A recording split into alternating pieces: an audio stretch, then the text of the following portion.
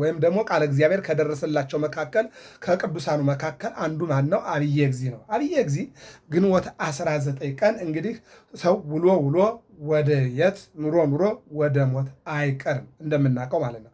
በነገራችን ላይ ያው በእኛ ቤተክርስቲያን በኢትዮጵያ ኦርቶዶክስ ተዋሕዶ ቤተክርስቲያን ኑረው የሚሞቱ አሉ፣ ኑረው ደግሞ የሚሰወሩ አሉ።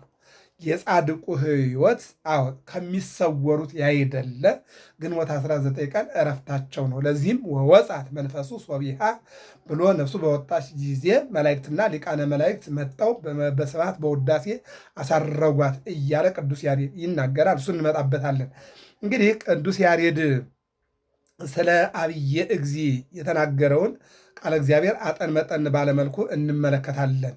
በረከቱ የቅዱሳን በረከት በሕይወታችን ላይ እንዳይለየን የአምላካችን የእግዚአብሔር መልካም ፈቃዱ ይሆንልን። ምንድን ይላል ቅዱስ ያሬድ ድጓው ላይ? ግንቦት 19 ቀን አብየ እግዚእ የተባለ ታላቅ አባት እረፍቱ ነው ብሎ ነው እንግዲህ ቅዱስ ያሬድ የሚጀምረው ማለት ነው። እና ታሪኩ ላይ ሲናገር ምን ይላል? ስማ ጸሎቶ ወስለቶ ለአብየ እግዚእ፣ የአብየ እግዚእን ጸሎቱን ስዕለቱን ስማ ብሎ ይጀምራል። ዘሰማዕኮ ጸሎቶ ለተክለ ሃይማኖት፣ የተክለ ሃይማኖትን የመባጽዮንን የአቡነ ሀብተ ማርያምን ጸሎት የሰማ የአብየ እግዚእን ጸሎት ስማ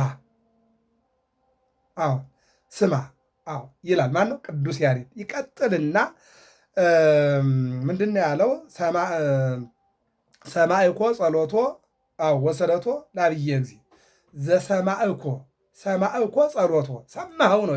አሁን ዘሰማዕኮ ጸሎቶ የአብየ እግዚእን ጸሎት የሰማኸው ነው። እዚያ ጋር ሰማዕኮ ጸሎቶ ሲል የአብየ እግዚእን ጸሎቱን ሰማኸው ይላል። በሌላ በኩል ማለት ነው። እዚህ ላይ አሁን ባለንበት ወደ ዚቁ ወደ ተባለው ቃል እግዚአብሔር ስነድ ምን ይላል? ዘሰማዕኮ ጸሎቶ ወስለቶ ለአብየ እግዚእ ተወከብ ጸሎተነ ሰላመ ካህበነ እማይከሌነ ይትራቅ። የአብየ እግዚእን ጸሎቱን ስዕለቱን የሰማኸው ተወከፍ ጸሎተነ፣ ጸሎታችን ተቀበል፣ ሰላመ ካህበነ ሰላማችን ስጠን፣ ሰላምህ ስጠን።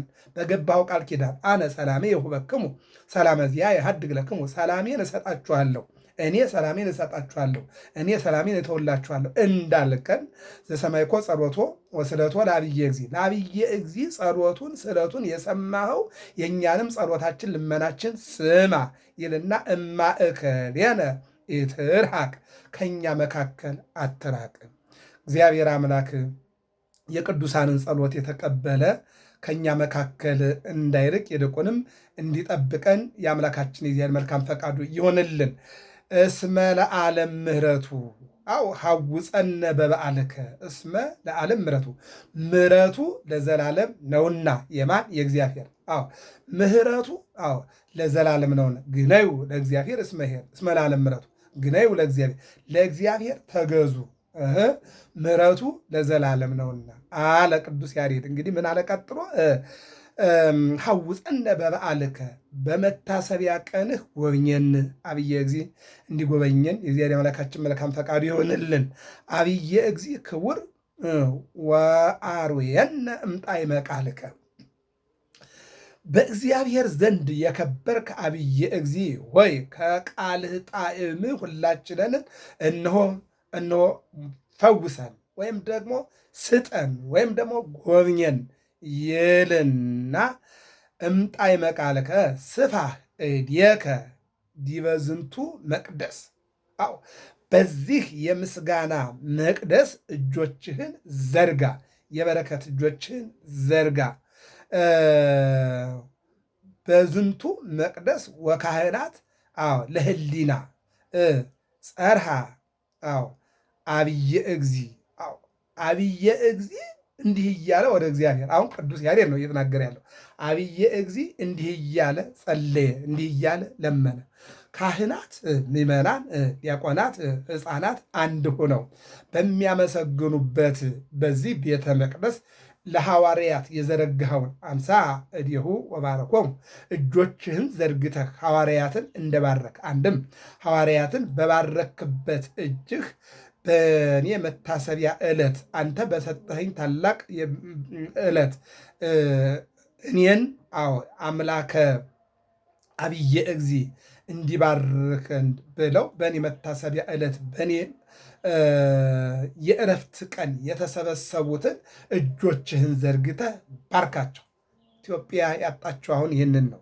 እስኪ ነቢዩ ሙሴን እንመልከተው። እምትስዮሙ ለሕዝብከ እስራኤል ወደምስስ ስምየ ውስተ መጽሐፈ ሕይወት።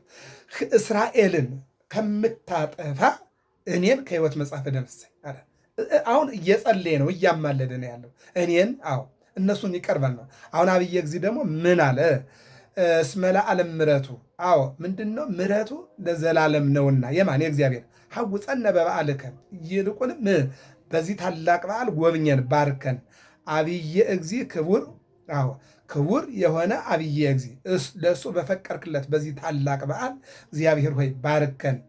አብየ እግዚ ከእግዚአብሔር በተሰጠ በረከት ባርከን ይልና ወአርዌነ እምጣዕመ ቃልከ፣ ከዚያ ከጸሎትና ከምስጋና ቃልህ እኛን አጥግበን ወይም ደግሞ አሳትፈን ይልና በዝንቱ መቅደስ ወካህናት ለህሊና ወፀራ አብየ እግዚ። አሁን እነሆ አብየ እግዚ በዚህ መቅደስ የሕፃናቱን የካህናቱን የሊቃውንቱን በዚህ በዓል እግዚአብሔር እንዲቀበልና እንዲባርክ ለመነ ይላል። እግዚአብሔር አምላክ በቅዱሳኑ እንዲባርከን መልካም ፈቃዱ ይሆንልን። አንድ እንጨምር። ምን ይላል? እንደውም እዚህ መልኩ ላይ እንመልከተው። መልክ የሚባል ቅዱሳን የተደረሰላቸው መልክ አለ። እሱ ላይ አንድ ነገር እንውሰድ። ሰላም ለጸአተ ነፍስከ ድህረ ፍጻሜ ገድል መንክር። አስደናቂ ከሆነ ተጋድሎ በኋላ ለመጣው የነፍስና የሥጋ መለየት ምስጋና ሰላምታ ይገባል። አስደናቂ ግሩም የሆነ ስራ በኋላ ተአምር በኋላ ለመጣ የነፍስና የሥጋ መለያየት ለዚያ ምስጋና ይገባል ይልና አክሊለ እዝንከ ትንሣ እምደ እግዚእከ ኄር። እነሆ አክሊለ ግእዛንከ ይላል። አክሊለ ግእዛንከ ትንሣ እምደ እግዚእከ ኄር። ደግ ከሆነ ከአምላክህ ከእግዚአብሔር አክሊለ ግእዛንከ ትንሣ፣ የነፃነት አክሊልህን ታገኝ ዘንድ እነሆ ከብዙ መድምም ድንቅ ስራ በኋላ ለመጣው ለተገኘው የሥጋና የነፍስ መለያየት ሥጋ ወደ ቀደመ ክብሩ ነፍስም ወደ ቀደመ ቦታው ለተመለሰበት ለዚህ ግንቦት 19 ቀን በዚህ ቀን በሚደረሰው ቀን እግዚአብሔር አንተ በሮጥከው ሩጫ በተጋደልከው ተጋድሎ ከእግዚአብሔር ባገኘኸው ክብር ትንሣ ትይዝ ይልና አብየ እግዚ ወልደ እግዚአብሔር፣ የእግዚአብሔር ልጅ አብየ እግዚ። የእግዚአብሔር ልጅ አብየ እግዚ